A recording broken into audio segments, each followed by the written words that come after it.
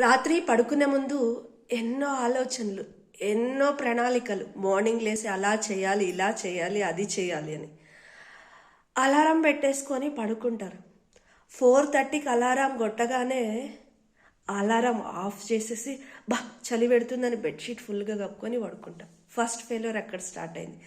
రెండో ఫెయిల్యూర్ నేను చాలా లావ్ అయిపోతున్నా, తగ్గాలి. మూడో నాలుగో అంతే ఇడ్లీలు తినాలి అని ఆలోచిస్తాం. చట్నీ బాగుందో సాంబార్ బాగుందో అనేసి 3 పోయి 4 పోయి 5 పోయి 6కి వచ్చి ఆగి తినేసి అక్కడ రెండో ఫెయిల్యూర్ అంటే స్టార్ట్ అయింది.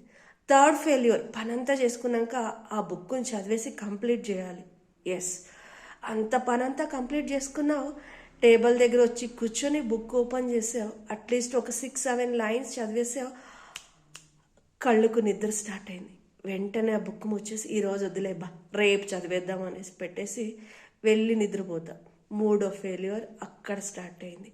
అలాగే అన్ని కాళ్ళ నీ మనసు ఎలా చెప్తుందో అలా వినుకుంటూ వెళ్ళావంటే నీ ప్రణాళిక ఏం కావాలి?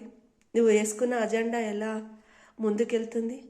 నీ మనసుని అదుపులో పెట్టుకొని నువ్వు ఎక్కాల్సిన జటకా బండిని ఎక్కేసి నీ తీరం చేరుకొని నీ గమ్యస్థానాన్ని ఆస్వాదించు మిత్రమా.